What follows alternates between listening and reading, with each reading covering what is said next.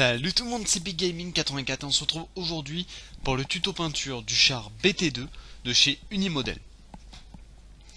Alors, Unimodel c'est une marque sympa parce qu'elle fait des maquettes assez sympathiques. En revanche, il y a un truc qui est bien pourri chez eux, c'est les décalcos que j'avais mis et que j'ai enlevé au final, vous verrez à la fin pourquoi.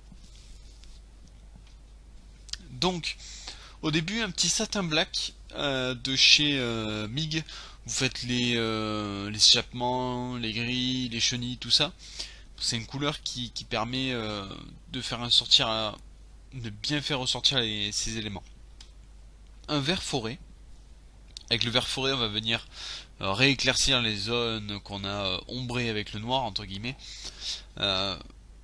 Très simple, hein, vous y allez rapidement. Après, c'est pas grave si vous débordez, c'est pas dramatique. La peinture à l'aéro, de toute façon, on est toujours amené à déborder sur certains éléments et tout, donc y a rien, y a pas mort d'homme, quoi. Voilà. Du noir pour faire les deux mitrailleuses, parce que c'est un char avec deux mitrailleuses. BT2, faut savoir que ça a pas combattu, hein. De tête, ça a pas combattu. Du titanium silver, avec ça on va faire les bords des chenilles. On va faire également un petit brossage à sec dessus. Alors, pas hésiter à faire voilà, certaines arêtes, certains éléments et tout. Faut pas hésiter, hein, faut vraiment aller chercher le relief. Moi j'appelle ça comme ça, même si le mot est pas tout à fait juste. Il faut pas avoir peur d'aller chercher ce genre d'éléments, d'aller en chercher plus, d'aller chercher plus loin, de dépasser vos limites sur beaucoup de choses. Moi c'est un truc que j'avais toujours peur de faire, le brossage à sec, les arêtes, tout ça. Puis je m'y suis mis et petit à petit, j'y arrive de mieux en mieux. Le Red Letter de chez MIG, on va faire un brossage à sec sur la grille. On va également peindre l'échappement. Alors, ça paraît être orange foncé, mais en fait, quand il est sec, il devient foncé. Hein. C'est normal, un brossage à sec sur les chenilles, vous voyez également. Et vous faites 2-3 petits éléments sur le char, hein, les charnières, etc. Alors, le but étant entre guillemets, de donner une vie à ce char. Autre chose sur les modèles unimodèles, les chenilles c'est bien parce que c'est des petits morceaux indépendants et ça c'est super pour l'assemblage.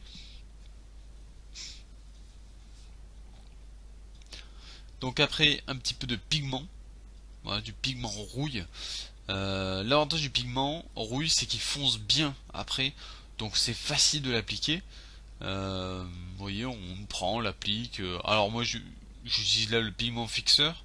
Vous pouvez également utiliser tout simplement de l'eau.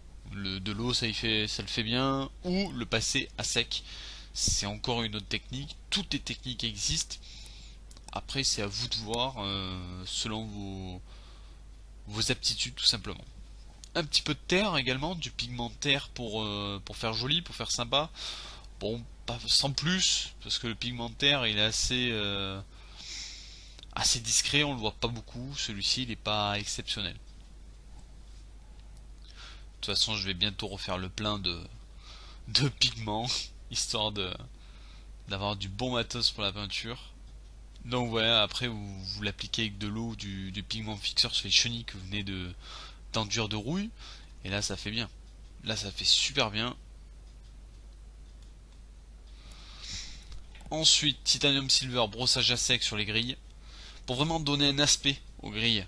Les grilles, autre chose, c'est de la photo découpe, la grille qui est là. Et ça, c'est un truc vraiment qui me casse les couilles. La photo découpe, c'est un truc que je n'arrive pas à faire, enfin pas bien, donc ça me gonfle. Du green gold, avec le green gold, vous faites un brossage à sec sur cette peinture. Alors, brossage à sec, j'utilise le green gold, mais vous pouvez utiliser une autre peinture qui est plus claire que la couleur de votre char. Le but, c'est de faire ressortir certains reliefs, encore une fois, certaines arêtes, vraiment de travailler sur cet effet-là.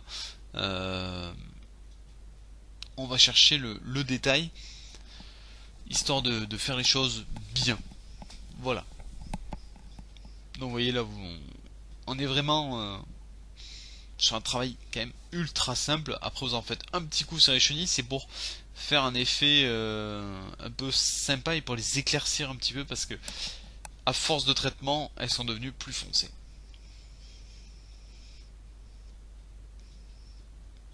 Et là les photos vont arriver, vous allez voir le résultat final avec ces décalcos moches que ça en peut plus. Donc des calcos que je vous conseille de ne pas mettre ou mettre une autre marque de décalco parce que ceux-là ils sont dégueulasses. C'est vraiment moche. Du coup je les ai tous enlevés après. Parce que là ça me plaisait pas du tout et non c'était une catastrophe. C'était catastrophique les amis. En tout cas j'espère que ce petit tuto vous a plu. N'hésitez pas à laisser un j'aime, un commentaire et à vous abonner. Ça fait toujours plaisir. Et je vous dis à plus tout le monde.